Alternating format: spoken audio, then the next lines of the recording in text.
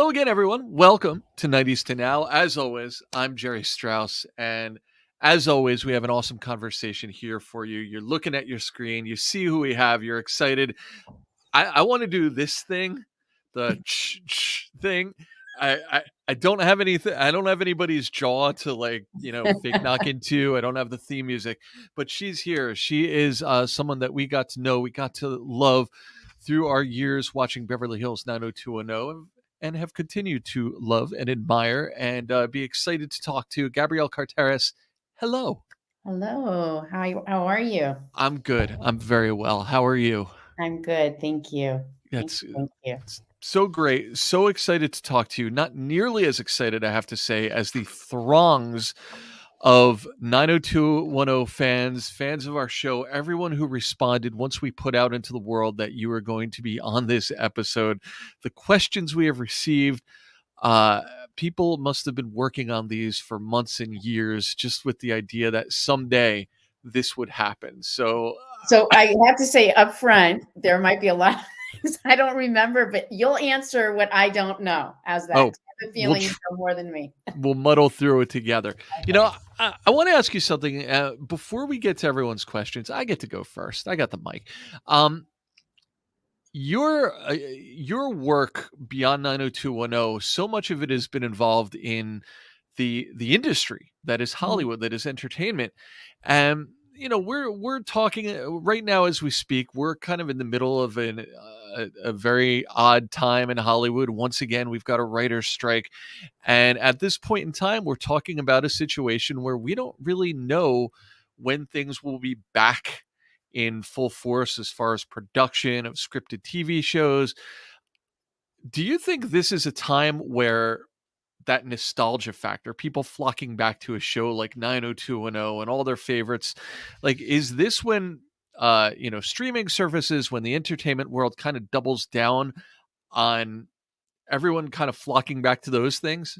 Oh, absolutely. I actually think that this is going to be, you'll see the rebirth of many shows that we haven't watched for a long time. Also, you're hearing about studios going into the library of programs they did not air in the past that they might now release. So that they owned, that they decided at one point not to air, and now they're going to.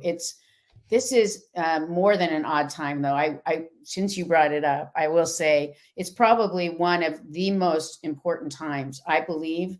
In if you talk about landmark moments, this is one of those moments in terms of the industry. We have, for all of us, we work on an old paradigm with a whole new, but there's a whole new design out there of work, the way it's being presented. And we're being paid on something that used to be, but doesn't reflect what is right now. And so there's been it's so reflective of what's going on in our country. There are only a few really at the very top who've actually are able to sustain a living. And then you have everybody else who's really the working class actor, the working class writer, the working class director, the people who are really day in and day out. Those are the ones who are really, and the people who are just coming into the industry who are really, really suffering. And it's not just here in the United States. I'm president of FIA, which is the International Federation of Actors all over the world.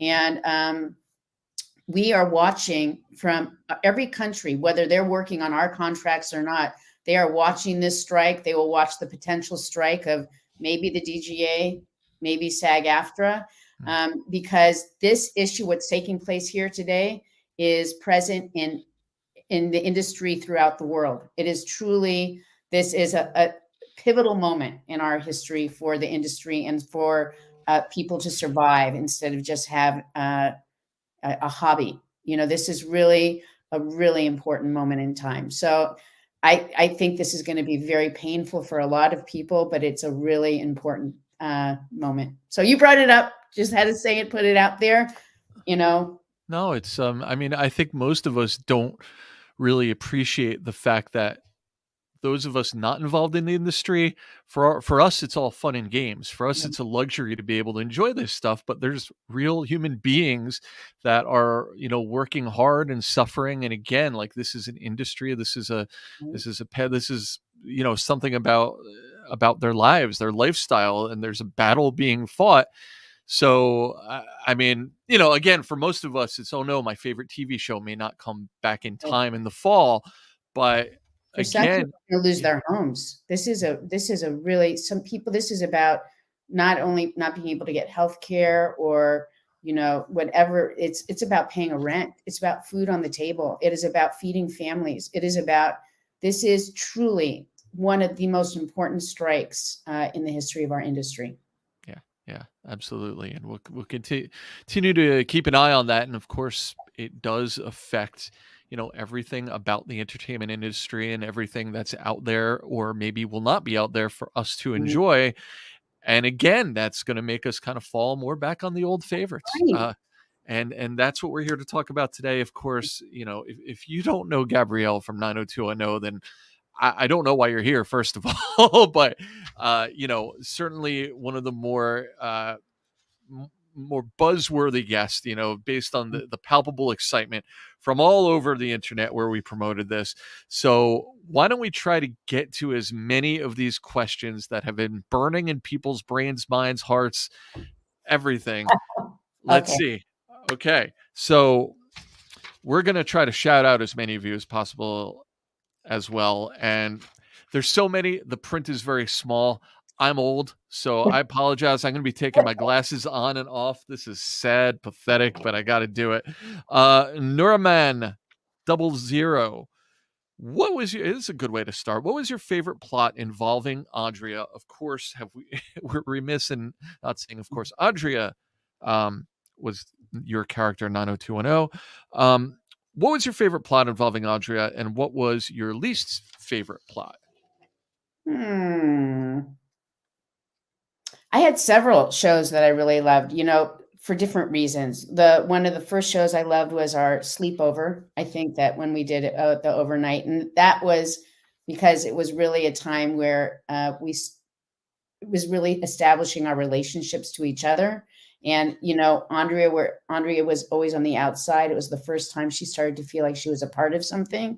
Yeah. My favorite episode to do, and that I actually fought for, was graduation, to do the valedictorian speech. And it was a really interesting time when we were getting ready for graduation. And I went to the writers saying, will Andrea be doing the speech? And they said, well, we were thinking about that, but then we thought maybe it should be Brandon. And I said, I think that's terrible. I said, just because, Brandon and Brenda are, it's about them. It's also about, somebody who struggled through to be somewhere. It's a young woman who should be able to have a voice. We shouldn't just give it to the guy. And there was a real journey for Andrea's character. And as a result, they actually let me do that speech. And that was really, really meaningful, because I think it was important to show that through all the struggles that Andrea had, she arrived and was able to, she had courage. And as a result of her courage, she was able to achieve something that was meaningful for her. So that was great. I loved when I did the High Wire Act, because I really did do the high wire, and they wrote that in, and that was something that I had trained for. So that was fun for me. Yeah. I guess most of the episodes there, I don't know that there was any I didn't like. There was some that I just did, maybe, had to go and do or whatever, but I remember really the ones I loved. And the one I loved and hated at the same time was My Goodbye. That was a really emotional day for me because I'm the kind of person who you have to be able to cry, talk to me even if I'm crying, because I can't help but my feelings come up, and knowing that was my day to say goodbye to everybody, that was it, even though I'd be coming back as a guest, was really a big step for me. So those are the shows I really, Yeah. and I loved being able to have, when Brandon wanted to finally be with Andrea, and Andrea said, you know what, I'm over you now. That was powerful, And I loved the show that I got to do when I was really pregnant. When I gave birth, I was really on the show. I was giving birth, and I was watching that in the hospital as I was giving birth. And that Wow. was, the heart monitor was on me as I was watching the heart monitor on Andrea. So those are the ones, great memories for me, great memories of working with great people, Lainey Kazan being my grandmother, how powerful she is. And that was really interesting. And the people who came to be on our show. There were so many great, really great moments. That's great. That's great. Now, I want to segue to a question we got from our friend Steve, because you had mentioned Andrea being somewhat of an outsider, especially more in the early parts of the show. And he was curious about your relationship, your dynamic with the cast, because there was a bit of an age discrepancy there. A lot of them were somewhat younger, and then the question would be, how did you in the beginning feel like with like, was there instant chemistry among you, or did you feel kind of like fiction mimicking reality? Did you feel like a bit of an outsider for that reason? That's interesting. I actually, I did feel like an outsider. First of all, I was lying about my age for a while, even to them. So Mm, that was, I didn't want to talk about it. I was really nervous. I also, I had come out of New York. Ian also did. Luke didn't start with us, but he came out of New York. But everybody else had been, they were younger, and they were here in LA. Um, and because they were younger, and I was married. I got married during the time, I think was the second year I was on the show, and I was in a serious relationship. They were still in high school in real mm. life. I was 29 playing a 16-year-old, and they were 16, 17-year-olds. So I definitely felt that difference. And I felt, so I did feel like a bit of an outsider, I think, through my whole time uh, on the show. Even when we did the reboot, um, there was a part of me that felt, I always felt like I was a little, I don't know, a little bit, but not because of our relationship. I mean, we were, even in the reboot, I mean, we are so much closer because we share so many more life stories together. We've all had children now and been married, and we've gone through life journeys of some of us losing our parents, all the different, things that bring us together. Um, but there's always a part of me, I guess I have a bit of Andrea in me. So, just a little bit of her. It's kind of nice. It's kind of romantic in a way, just the idea that you're connected with the character still after all these years. Um, Okay, here, let's see. The Juggernaut. Now, there's some people who submitted up to a dozen questions, so we're going to try to get to everybody and see what we can do. When Andrea got a haircut, was that her choice, or did the producers ask her to do it? No, And if, see, yeah, oh, I'm sorry. go on. Go No, on. go on. I was Finish going up. to say, if it was your idea, were the producers happy about it? So when I got my hair cut, I actually wanted to cut it short like this, Mm, and they wouldn't let me. So I actually hated the haircut that ended. I said I wanted to get my hair cut, and they cut it, and I did not like it. The person who cut it actually worked on the show, and she said, "I'm going to cut it for you." And I said, "Well, all right." And then I actually had kind of messed it up, and she said, "I'm so sorry. I had seen a video this morning, and I was trying something new on you. It was not a good day." mm. It's not a good day. But I actually like my hair short, and that was the thing I wanted to do. I wanted to cut my hair really short, and they didn't want that, but I didn't like that haircut that I had. Gotcha. Gotcha. Um, let's see. What did she think about Andrea's styling? Did she have a say on what kind of clothes Andrea wore? Yes and no. When I started the show, I didn't as much. As time went on, I had more of a say, and it was funny because I think there were times where I wanted Andrea to. I said, just because she's smart doesn't mean she has to be like, doesn't have to have style. You know what I mean? There's no reason. There was a lot of, it was interesting, a lot of stereotypes, I think, in the show. Mhm. Initially, even though we did a lot of things that were breakout things, I think there were still stereotypes that were held on at that time. And one of them was the idea that if somebody, came from a background where they didn't have, strong finances, or they lived in I wasn't in Beverly Hills, they felt that had to be a dowdy look, which I don't agree with at all. I think, it was an interesting, I think there were a lot of stereotypes being played out on that they tried to break through sometimes. Mhm. And in retrospect, I think now, like if I talk to Chuck and Karen, Chuck was the executive producer. Chuck will say, yeah, well, it worked for the times, or he'll say some of the things we couldn't, control at the time, Gabrielle, but we wanted to, or, we hadn't thought of it that way. So it's interesting, right? It's 30 years, 31 years later. And Well, that's the thing. I mean, if you think about really the TV landscape back then, really TVs, movies, any pop culture, especially anything aimed at in a younger audience, you can't really avoid stereotypes. They were just the norm right, at that point. So just the right, fact that you guys were breaking some of them was groundbreaking in its right. own It way. was right. It was What you're absolutely right. what about the glasses now? Was that something that a decision that was driven by you? Well, I wear glasses. Well, right, but I mean, Andrea's shift away from glasses to contacts. Yeah, that went, you know what? That was me. I didn't want it. I really did feel like I was being typecasted all the time. And I think in, I don't always want to be seen in I wear my glasses now all the time. I can't help it. Mhm, But during that time, I had actually gotten laser surgery mhm. and I didn't have to wear glasses. You know what I mean? Like, so that was powerful for me because my whole identity has been with glasses. I don't know about, I see you have glasses too. So I don't know. Mhm. Sometimes I feel, I love my glasses. I don't have a problem with them. Sometimes I think I hide behind my glasses. They're comfortable for me. And when I take them off, I feel a little bit naked. Oh, And yeah. Not yeah, taking off my glasses is it's can be horrifying if you're it's, used to wearing them because it's well, like and it's, yeah, it becomes a part of your thing. Right. And I guess, so part of it was me kind of trying to break out of that a little bit. It's a personal journey when you're working on a show.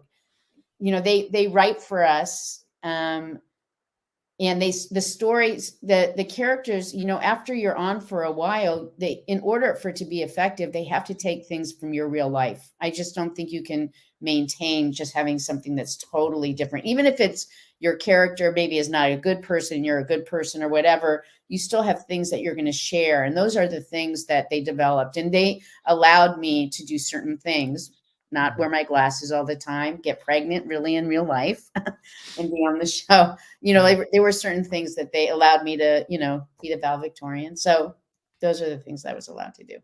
Nice. Let's see here. Metzger for sheriff. We support that campaign wherever that may be happening. We really like how they incorporated some of her real life skills and talents into the show. You mentioned it before, tightrope walking. Was there ever any discussion about having Andrea mime? Is that in your toolbox, miming? Yeah, I traveled. It's so funny that somebody knows. Yes, I was in a mime book when I was younger. I traveled through Europe as a mime with a group. And I did that when I was in high school. And I actually did political actions when I wasn't old enough to vote yet. I would create mime. It was kind of like a mime choreography, kind of like a storytelling, to activate people to vote and to tell a story when things. For instance, we did a whole thing on, at the time there was a proposition, I forget what it was, in Northern California, where teachers couldn't be gay. They couldn't be openly gay. Mm. And so I did a whole, like, choreographed a whole thing about what that looked like in a different way. So storytelling to show the injustice of that. So yes, I did mime, and I'm glad they didn't, I would never have done it on 90210. I The high wire was good for me. I did signing on the show because I used to translate when I was younger. Mhm. Um, I don't sign well at all anymore now, but it was great. They incorporated the fact that I had, signed when I was younger, into the show. So, but no mime, no mime. Okay. Uh, let's see. Here we go with the glasses again. Realistic Quiet 8856. What is a plot from another character that she would have liked for Andrea? Also, would she have liked Steve and Andrea as a couple? Now, we've gotten many questions about that second part, and I recently happened upon the clip that I'd entirely forgotten that was a tease thing. You and Ian Ziering as a couple. But before we even get there, was there any storyline that you thought would have been great for Andrea that instead went to one of the other characters? Gosh, no, I don't know if there was storylines. I think that what I had wished was that, I think that when my age came out and when I had the baby, when I had my daughter, even though Aaron said that was okay, for me to get pregnant. So I went to Aaron to talk to him about getting pregnant. My husband and I wanted to have a child, and I didn't want to hide it. Though they supported that, I think that they never knew how to deal with that. And so I don't think there was one storyline I would have liked, but what I would have appreciated was them allowing Andrea to be more involved with some of the social things that went on. I think it was very difficult for them to write because their intelligence, their minds knew too much about my personal life Mhm. to be able to, they didn't know how to incorporate it into the other part of the stories. It was interesting. It was a very interesting journey that way. Yeah. But no, the storylines, you know, I loved some of the storylines that I had, and no, I don't think so. How about Andrea and Steve Sanders? It was teased. There was a kiss. There was a clip that, again, I think is still in heavy circulation because people are really shipping the idea of that bit of, I guess, fan fiction of what could have been a more of an extended deal between you guys. Kind of the polar opposite characters of the cast when you think about it. But what did you think about that potential pairing? You know what? I actually didn't think it was something that was going to happen at all because I remember being when we had to kiss, I was so like stressed out about it because Ian's a friend of mine, and there is, I love Ian, but there's no chemistry that way, right? And it's kind of embarrassing to go and have to to go and kiss a friend. I can't explain it. It was very no, but I never thought that that was going to happen. That's so funny that people really hooked on to that. And they Yeah. loved when we were together. They loved the whole egg thing that we did. And I mean, people talk about it all the time to me. And I don't think I actually connected to that as much then as I realize now. Like you said, people talk about it now. Yeah. Yeah. Well, I mean, it's crazy to think of how much more discussion about that stuff there would have been back then had it been the time of social media, and now it's like this delayed reaction where it'd be great to go back and revisit some of these things, but all we can do is dream. But there's lots of people dreaming about that still, just so you know. So They're fun. out there. um let's see here. John Steele, what did you think of Valerie Malone, of course, played by Tiffany Thiessen? Did you get to know each other? Now, she was a later addition in the cast. She came along midway through the series. Um, what was that dynamic like? How did things change when she came on board? I love Tiffany. I have to tell you, she is a really outstanding woman. She is I loved having her on the show. She was not a game player. She's not only is she talented, she's dynamic, she's bright. So I actually loved having her on the show. And I think that she brought kind of a joy to it and a real kind of like a joie de vivre. I enjoyed having her on the show. I thought she was really great. And she's a really wonderful person. I think how I saw her on the show and how I experienced her is how I see her in life. Just a really great energy, great person. Cool. Let's see. Effie Sue, what were her favorite? Okay, so this is somewhat of an offshoot of what we discussed before. Do you remember what would be maybe a favorite outfit or a least favorite outfit from your entire time on the show? Is there anything that stands out either on the top or the bottom of that list? All right, so my two favorite outfits. One One, but favorite, one oh your no, I know, but least. I have two Oh, favorites. So okay. two favorite outfits. One would be when I did the chainsaw, just because when I was going, what was it that from the movie Carrie, and I Yeah. was so that one because I just was too fun and just out there. Mhm. And then the one I really loved wearing, and actually it started happening on the show, and then Aaron said, "No, you guys have to start dressing up." Is during our first summer episodes where I just wore my overalls and my tank tops underneath, and then suddenly we all started doing that. And then Aaron said, "No, you guys have to start dressing nice." He didn't want that. So those were my two favorite. Not stuff I didn't like. I don't know. I felt, I I don't think there was anything I didn't like. I didn't love, I didn't I felt okay. I think that probably the first I didn't like the stuff I wore on the pilot. I don't know if I didn't like what I wore in the pilot or I didn't like the way I looked, which I don't know which came first, but I think that was Um, I'll segue into this because we got a bunch of people just commenting on and mentioning the scene where you dreamt that you were walking through the halls of the high school naked. uh-huh. Um, so what was your I mean, did you enjoy filming that? That was kind of a fun memory, clearly for a lot of people, but does that stand out to you in any way? You know what? I forgot about that until we went to do the reboot and we did a thing on that, and that was great to do, but, I don't I don't really remember it.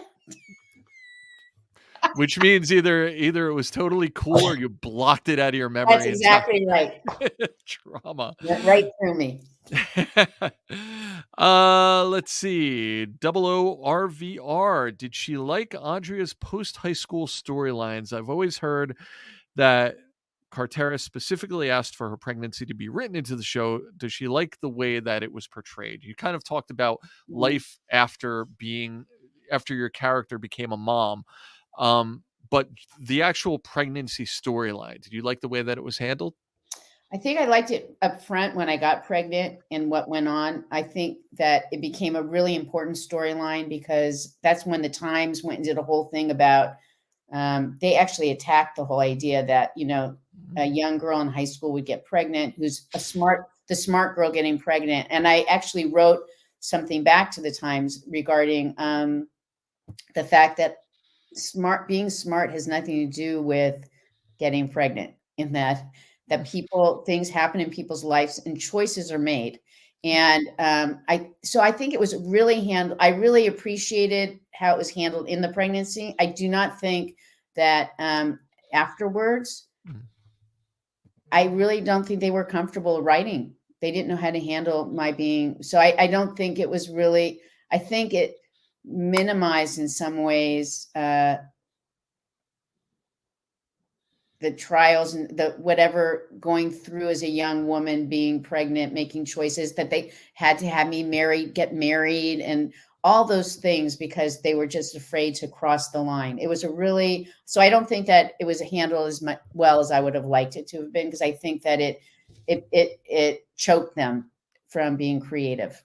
Do you think, and this is just a question for myself, but do you think that, and this is not a knock on the writers in any way, but just the idea of transitioning these high school students into college years and adulthood, it feels like across the board that has to be a challenging, daunting thing to deal with because how do you maintain sort of the appeal of the tone of the show and the characters, but meanwhile they're growing up, they're not in high school anymore. So it feels like maybe that's part of an even larger challenge that they had to deal with, It was. an uphill battle really. Yeah, I think that's really insightful of you. Actually, I think it really was difficult for them. They wanted the show to continue on. Not everybody could be in the same college together, right? Right. How were they going to go and move on and still have, uh, grow the cast because you can't stay in high school forever. How do you grow the storylines? I think it became in some ways for me, I wasn't a regular in the second half of the journey that everybody else was in. But when I would watch the show, I felt that they struggled. I think that sometimes they were reaching for things, right? Because it was they struggled with it. You're right. I think there was a struggle. And I think the fans stayed with us. They loved the characters, the storylines. Actually, some of them were really impactful. That was the great thing about, but I think that they got into really the beautiful look. Like if you talk about when we first were cast in the show, I remember saying after the show became really popular, if they were casting during later on, not in the first years of when we did the casting, but if I would be looked at a couple of years after the show had been on, I never would have been cast because I wasn't considered the pretty girl. It became really about beauty in those later years. It was how, so everybody had to, when when Aaron started the show, he had put around a notice he wanted to be like the show Family in a way that was about real stories, and he wanted it to feel real. And so he wasn't looking that everybody had to be matchbook pretty, right? As the time, I think, as the show developed, it became all about fashion. It became all about, you know, pretty. And I think that that made it not as pretty. For me, Right. right? I liked the more of the rawness of it in the beginning. I liked that it wasn't so formulaic, and I think that as it went on, you know, that's my feeling, but Gotcha. Gotcha. Yeah.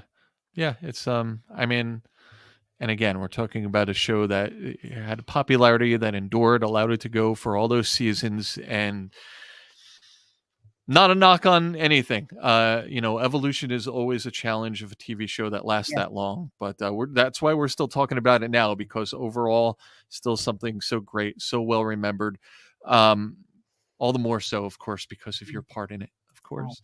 Um, let's see here. Oh my goodness, Brox Chosita would like to know, uh, were there any cast members that Gabrielle didn't get along with? And I know that that's a pretty negative question to ask, but were there any challenges that you can recall at any point with kind of finding the right vibe with your castmates?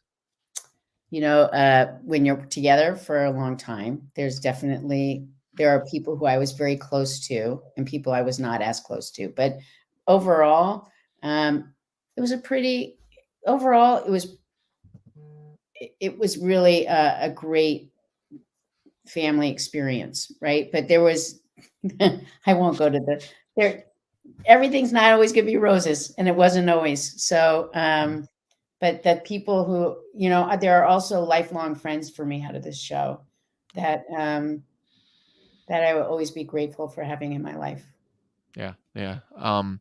Obviously, anything related to 90210 at this point, we are going to get a ton of questions about the great Luke Perry.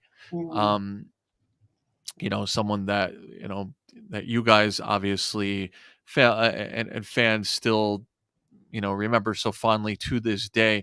What was the what was Luke's role in this family, so to speak? What did he bring from a personality perspective mm. to that family dynamic? Luke he was really a fine human being. He was really so. Luke was very sensitive. When my mom died, he reached out to me when I was injured. I was partially paralyzed about 13 years ago. Mm.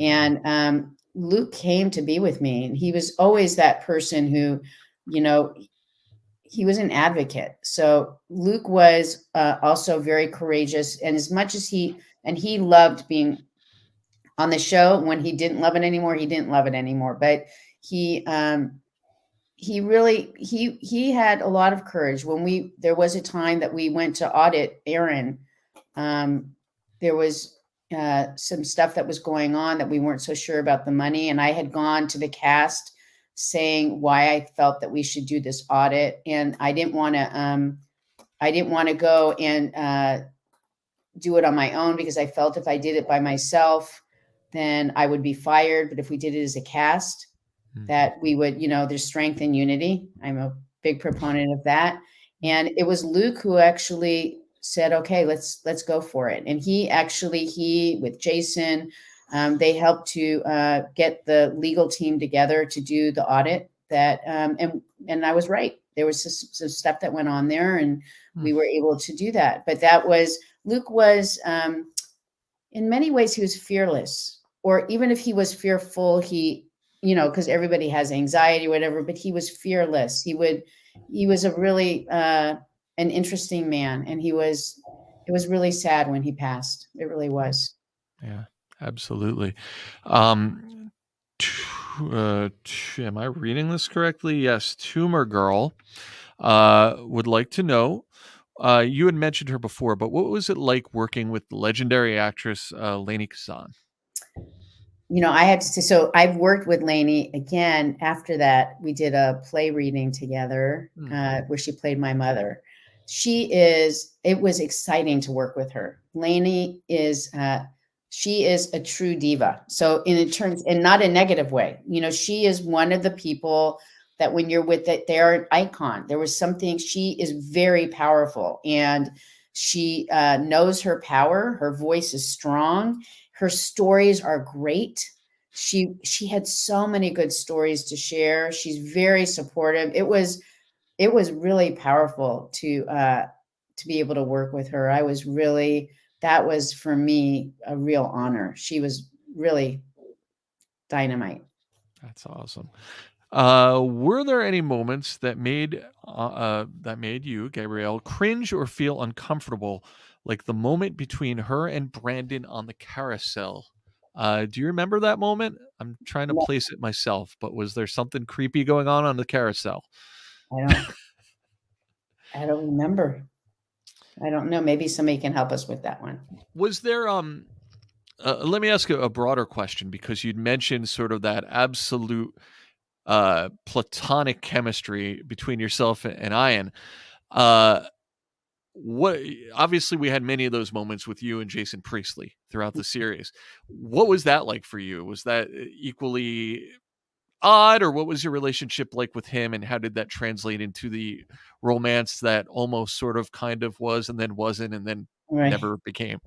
Well, because it started off, uh, Jason's character, Brandon and Andrea started off with chemistry in the very beginning. So my meeting Jason, Mm, my relationship was built and started on that relationship of Andrea and Brandon having some kind of energy and chemistry. So it was not as uncomfortable because that's kind of that's how I met him. That was yeah. the nature of of our characters. So it wasn't for me with Ian. I had a whole period of time where we became friends, and that was never in the universe story. And Mhm. suddenly it was there, and I was like, "Oh my god!" Right? Like I was embarrassed. But with Jason, that was part of our work, right? And Jason he's such the consummate professional and really great friend. I was, very new to television. I had just done like one or two things before that. And I was anxious sometimes with the show.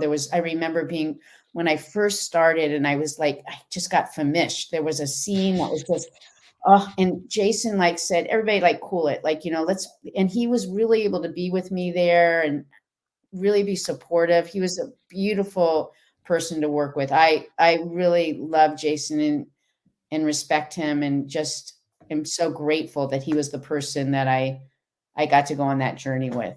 That's an interesting part of the cast dynamic, again, because we talked about, a little bit of that age difference, but at the same time, you're walking in, you're kind of new to the TV game and you're nervous, but someone like Jason had done some stuff already on TV. He was already part of Sister Kate and whatever else he'd done. So that had to feel like kind of an equalizer, right? Oh, well, an I mean, yes, I don't know what you mean by equalizer. So, Well, meaning that, in a way you almost feel like you've got more life experience. You're in maybe like a level above them in life because you're a little bit older. And when you're that young, listen, being 19 and being 21 feels like a 20-year difference. So, you when I had a was bit. 29, right? So, Yeah. but I actually didn't feel like I had more going on like with life experience. I didn't feel that I didn't recognize the age difference as much until like there was the parting going on, or we were go that was different for me because I was in a different place. I was getting married, I was going to have my children. So I was definitely not in the same headspace as they were all the time. But I Mhm. didn't feel that difference. I think that a lot of them had more experience than I did. So Jason having that, because he was a child actor as well, right? Yep. So Mhm. he actually became a teacher for me. I don't think I think I noticed the age difference even more when I had to hide it, but that it was, found out through the press. That was very hard on me. And then I think when I had my first child, And then that's really when I felt like, wow, that's the age. That's when I started to feel, oh, I'm in a different kind of, Yeah. whoa. I like that noise, by the way. That is the perfect representation of parenthood. I'm with you. You mentioned the reboot. We've gotten several questions about this, of course. We're a couple of years removed from it now, BH 90210. Of all the revivals of TV shows of the past, probably the most unique take that we've seen thus far. What did you think of the concept of bringing back this show that was a fictional account of the performers, the actors behind the show, but in a fictional setting? We worked on developing the story on it, on how to, to create the show. There was a big push to let's just have them come back as, all these years later together. Yeah. And then there were the people who said, no, we're not, I won't do the show if it's that. It has to be something different. Then that was kind of this kind of hybrid that actually Tori and Jenny had, originally started the concept, brought us all together. And then we all started talking about it. It was, I think it was really, really exciting to do it for myself. I felt that I actually closed a circle after all these years and having, the show changed our lives. I think it was a really great way for me to just finish the book on it. I wasn't as resistant. Some people were like, I'm not going to go back to be, my character the way I was. And I didn't have all those things. I was just happy for us to be together and look at it. I don't think that I think that we did some really interesting things. I think that it would have been great if we could have really found our voice. I don't think we found our voice totally in this reboot. So there's a reason that I would have loved us to have more time to do that. But I thought it was really fun. I really enjoyed being with everybody this time around in a very different way. I loved being there, feeling that we all had journeyed to this time in life together and we could be together. It was really a wonderful experience. Really, I mean, profoundly life-changing. It was great. Yeah. And I think it was a similar moment for fans just to be able to see you guys together again, sort of on the other side of all these years. And, you made it, you're adults, and, just the performers that you continue to be able to come back and deliver this entertaining show that, I thought, again, creative, unique, a cool way to wrap things up, to wrap up the story for you guys. And we're about to wrap up here. Thank you so much for joining us. I know we're short on time. I'm going to pick one random final question for you, Gabrielle. Okay. This is about as random as it gets. This is also from that juggernaut. I'm from Spain. Has Gabrielle ever listened to Andrea's voice in the Spanish dub or any other foreign dub? If so, what did she think about it? That has got to be a mind-blowing experience. Oh my God, it is. It is really. I've heard myself in Japanese. I think I've seen when I was in Spain several times. I've seen myself speak in languages that I wish I spoke. I literally am so shocked though with the voices that they decide to put with my face, like with me. And I'll say, that's not the tone of my voice. Like it could have a totally different sound. And I'm like, wow, that blows my mind. But, I feel like I'm multilingual and, so I could do anything. But, and exotic, like it must make you feel so exotic. Like, yes, damn, I'm sexy. Well, that's awesome. And the reason that exists, of course, is because the world continues to love 90210. That's why you're all checking out this interview. And that's why there was such excitement for you to be here, not the least of all from me. So thank you so much, Gabrielle. This has been awesome. Thank you. It was really lovely. Thank you. Yeah, and thank you guys for checking us out this time on 90s to Now. We'll catch you on the flippity flip, youtube.com/at 90s to Now. Catch up on all the episodes and watch this one again, share, subscribe, do all the things. And we'd love you for it. Thanks, guys. Thank you, Gabrielle. Thank you. You take care. You too. Thanks.